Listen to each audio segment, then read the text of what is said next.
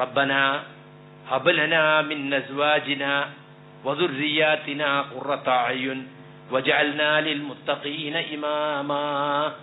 എന്താണ് അതിന്റെ ആ സ്പിരിറ്റ്?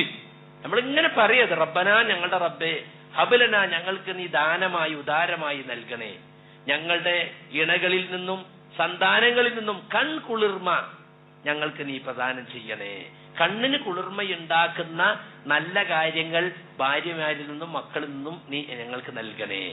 അത് കഴിഞ്ഞിട്ട് നിർത്തിയില്ല, വജഅൽനാ ലിൽ മുത്തഖീന ഇമാമ, മുത്തഖീങ്ങൾക്ക് ഞങ്ങളെ നീ ഇമാമാക്കണേ. അവിടെ ഇമാമിന്റെ അർത്ഥം രണ്ടർത്ഥം. ഒന്ന് മുന്നിൽ നടക്കുന്നവൻ, അതിനാണല്ലോ ഇമാം എന്ന് പറയാ. അങ്ങനെ ഞങ്ങളെ മുത്തഖീങ്ങളെ മുന്നിൽ നടക്കുന്നവരാക്കണേ ഒരർത്ഥം.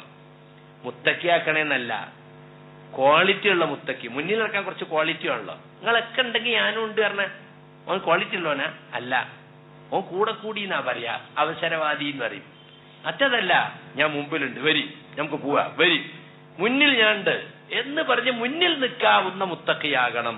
മറ്റൊരർത്ഥം മുത്തഖീങ്ങളെ പിൻപറ്റി നടക്കുന്നവരാകണം. ഈ സമുദായത്തിൽ ഏറ്റവും വലിയ മുത്തഖീങ്ങൾ സഹാബികൾ, താബികൾ, അവരെ പിൻപറ്റി നടക്കുന്നവരാക്കണേ. അവർ ശരാശരി മുസ്ലിം ആക്കണേ എന്നല്ല നമ്മൾ പ്രാർത്ഥിക്കുന്നത്, നല്ല ക്വാളിറ്റി ഉള്ളൊരു മുത്തഖി ആക്കണേ എന്നാണ് അതിന്റെ അർത്ഥം.